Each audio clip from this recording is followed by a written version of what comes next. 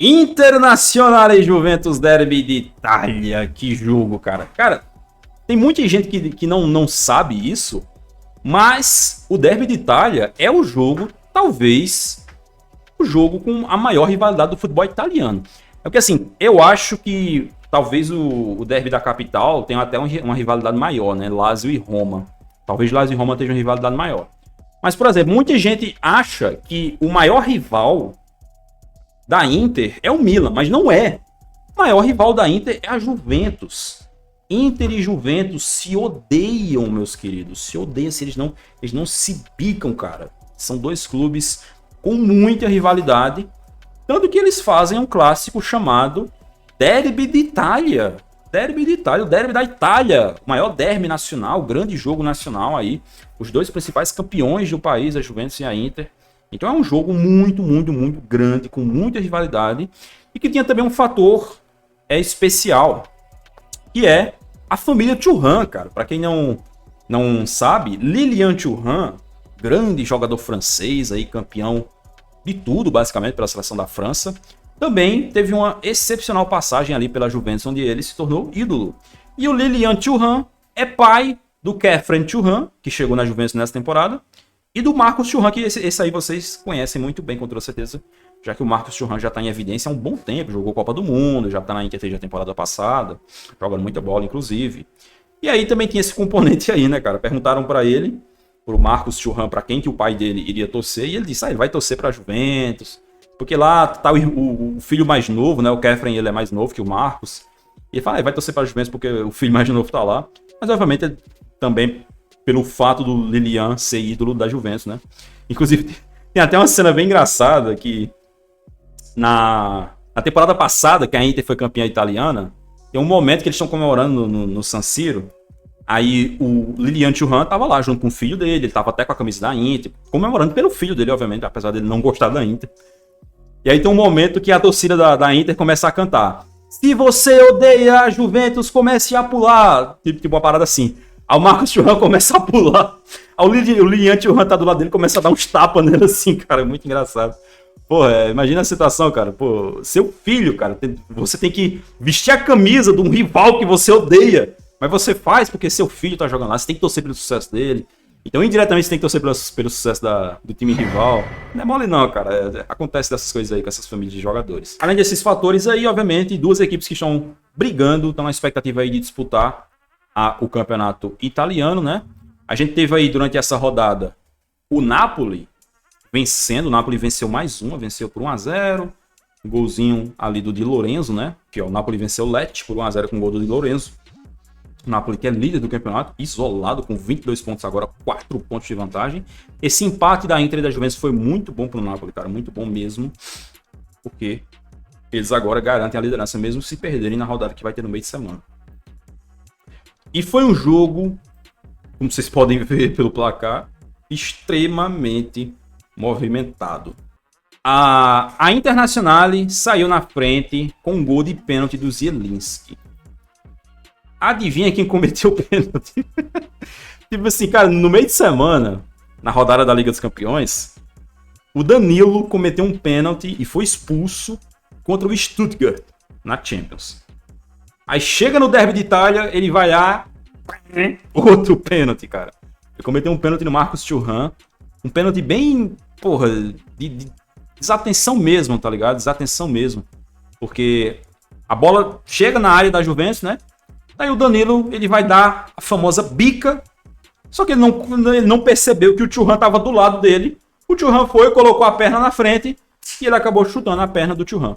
Um pênalti bem besta, cara, tá ligado? Bem bobo mesmo. Que acho que tá na cara, né, cara? O Danilo, pô, cara, não dá, cara. O Danilo não dá mais, cara. Não dá. Nem pra Juventus, nem pra seleção brasileira. Acho que vai voltar pro futebol brasileiro aí em breve. Não sei se vai vir pro Flamengo, pro Santos, pro Palmeiras, sei lá. Mas para jogar em altíssimo nível assim, pô, o Derby de Itália foi sofrido um cara, nosso querido Danilão aí. Acabou cometendo o pênalti e o Zielinski bateu para converter. Só que pouquíssimo tempo depois, a Juventus já tinha virado o jogo, cara.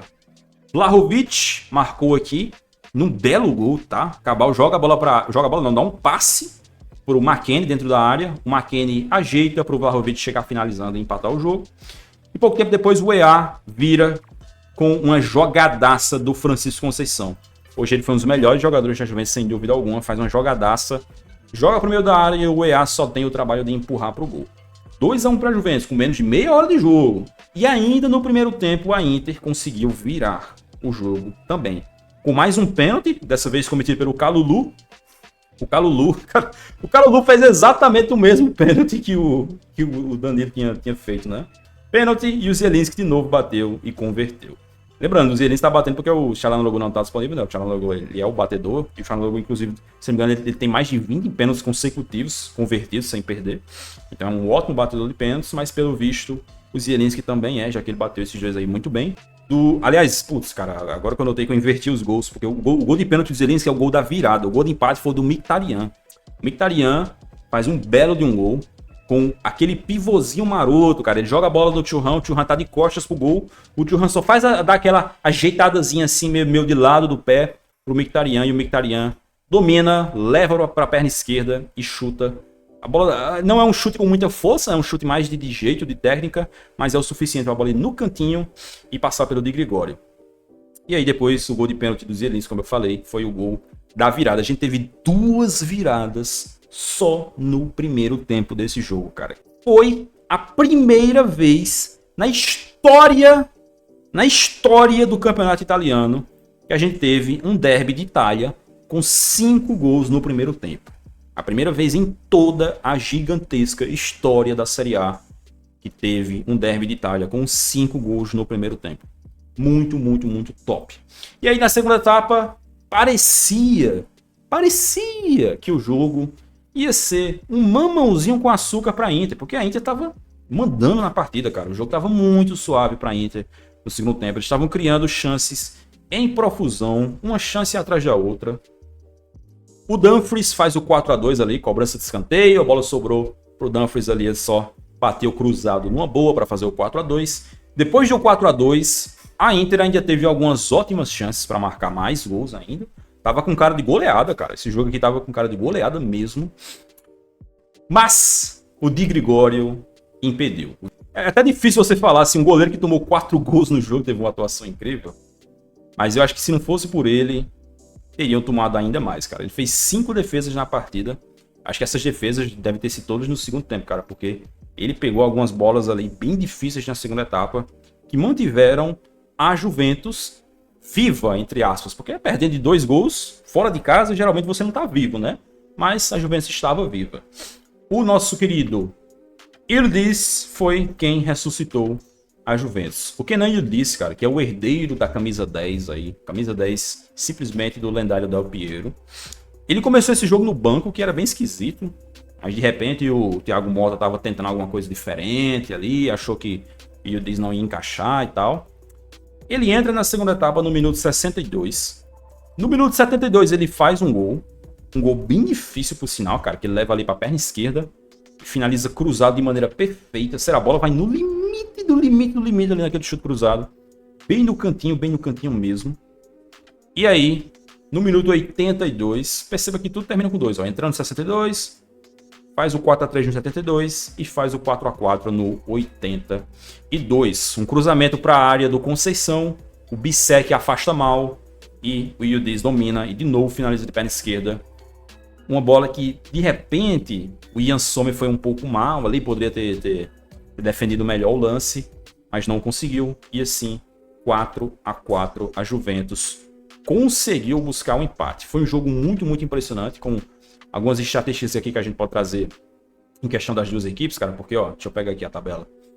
A Juventus, ela tomou, como vocês podem ver aqui, ó, 5 gols na Série A. 4 foram hoje. 4. A Juventus ela tinha tomado apenas 1 gol no campeonato. Até então. 1 golzinho. E hoje ela tomou 4. Ou seja, a Inter mostrou força. E assim, de fato, você vê esse jogo e você percebe claramente como, ofensivamente falando, a Inter é muito mais forte que a Juventus. A Inter produziu mais, a Inter criou mais, chegou mais, poderia ter feito mais de 4 gols. Mas a Juventus foi muito eficiente. Ela não cria tantas oportunidades assim.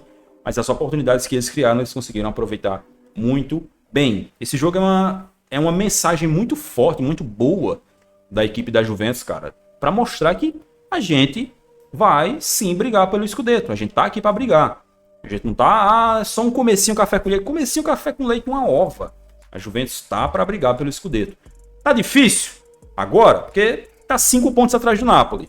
E assim, o Napoli ele tá numa fase, cara, que nos últimos 8 jogos eles venceram 7.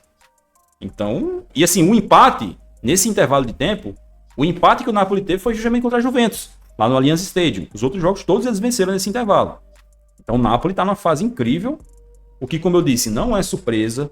Quem viu o meu vídeo de antes da temporada, as expectativas para a temporada, eu falei, o Antônio Conte é um treinador que causa impacto. Então, geralmente, ele chega, pega um time, se o time tiver com as peças que ele quer, com a cara que ele quer, ele vai conseguir fazer esse time render. E geralmente ele coloca o time para brigar pelo título. Chelsea, Inter, Juventus e agora o Napoli. Só não conseguiu botar o Tottenham para brigar pelo título porque é o Tottenham da Márcia, né, cara? Aí já é demais. Com 19 anos e 176 dias de idade, o Ildiz se tornou o jogador mais jovem da história da Série A marcar 2 gols no Derby de Itália. Pega essa, do homem turco.